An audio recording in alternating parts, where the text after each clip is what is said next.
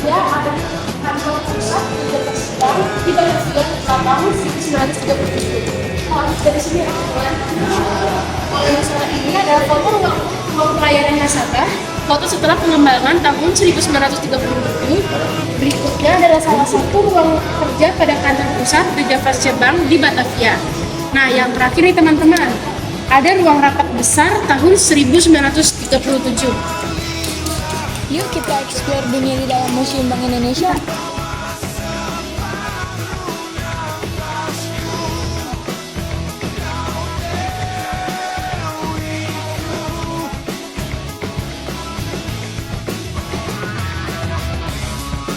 Di Museum Bank Indonesia, kita dapat melihat banyak hal menarik yang terkait dengan sejarah ekonomi di Indonesia.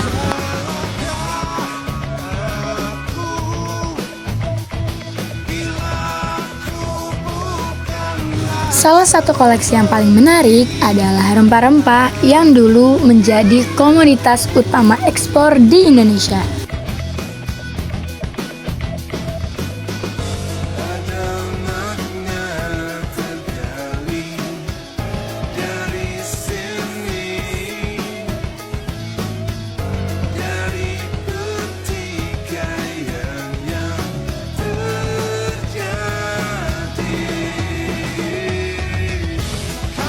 Kita tahu bahwa Indonesia adalah negara yang kaya akan rempah-rempah seperti lada, cengkeh, dan pala.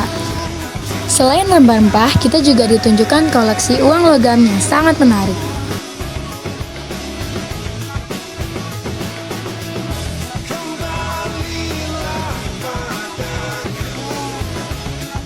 Selain rempah-rempah, Museum Bank Indonesia juga memamerkan koleksi seragam yang tak kalah menarik. Seragam ini dilapisi oleh kaca agar kita dapat melihat keindahannya dari atas.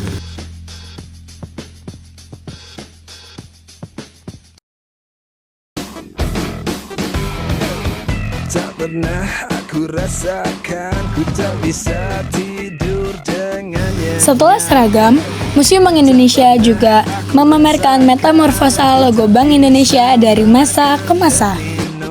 Lihat deh, logonya keren-keren semua kan? Lalu di sini juga memamerkan koleksi uang Indonesia yang lama, yang masih disebut dengan ori. Lemah seperti ini, ku tak bisa bayangkan bila kamu tak jadi pacarku. Ku tak bisa bayangkan. Di Museum Bank Indonesia ini, kita jangan khawatir untuk mencari spot-spot yang menarik dan cantik untuk diupload di story. Karena semua spot di sini isinya menarik dan cantik semua. Jadi jangan ragu-ragu ya untuk datang ke sini. Nah, saat ini teman saya Sekar dan Ayah sedang mencoba teknologi yang ada di Museum Bank Indonesia. Teknologi ini menantang kalian untuk membalik buku ini ke halaman selanjutnya hanya dengan usapan tangan dari sensor yang sudah disediakan.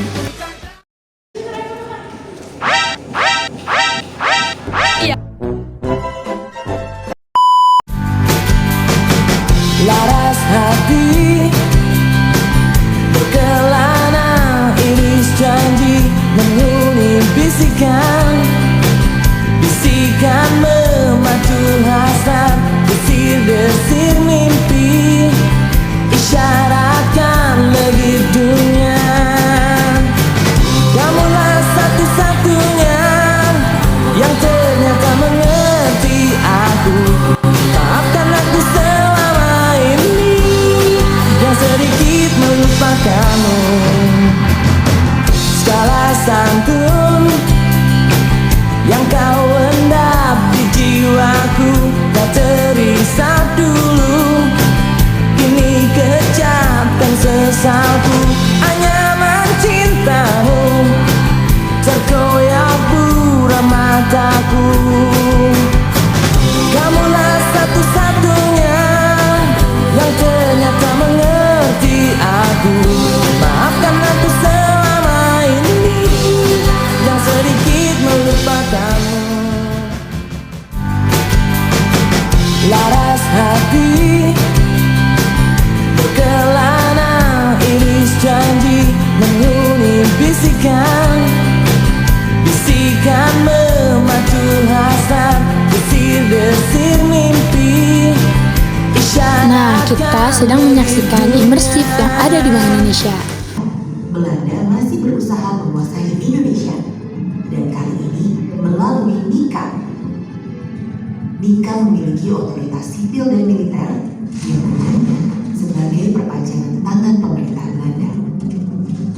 NIKA mengambil alih kota-kota besar untuk menguasai sektor ekonomi strategis dengan mengaktifkan kembali DJB dan mengedarkan mata uang NIKA yang disebut uang merah karena dominasi warna merah pada desain uangnya.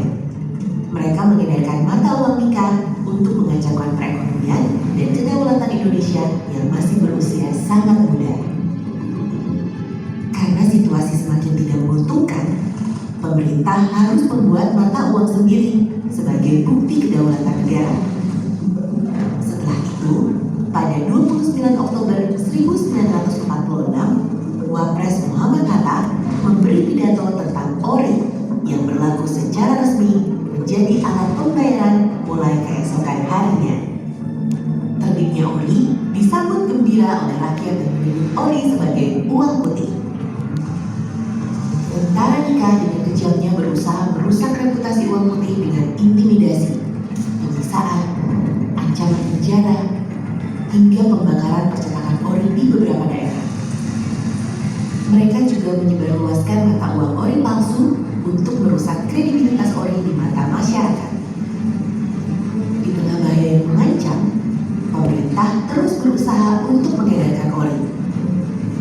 Tak kalah kuat dibanding usaha pemerintah, rakyat pun ikut berusaha keras untuk menyebarkan ori-original dengan berbagai macam cara yang unik agar tidak terendus oleh tentara NIKA. Popularitas uang NIKA akhirnya kalah oleh penerimaan dan Nah, ini kondisi kita setelah kita muter-muter berjam-jam di dalam Museum Bank Indonesia. Kita lapar guys, kita makan dulu ya di salah satu tempat makan yang ada di Kota Tua, Jakarta. Ruang cinta meresapi. Nah, setelah makan kita ke Monas, jajan, lalu kita menuju halte Transjakarta untuk pulang ke rumah masing-masing. Ini kondisi di dalam Transjakarta guys, ternyata ramai. Kita mau duduk di awalnya, tapi akhirnya kita duduk di depan. Walaupun duduknya bertigaan kayak gini, hihi, jangan ditiru ya. Halo Sobat Depul, sekarang kita udah pulang nih. Kita udah pada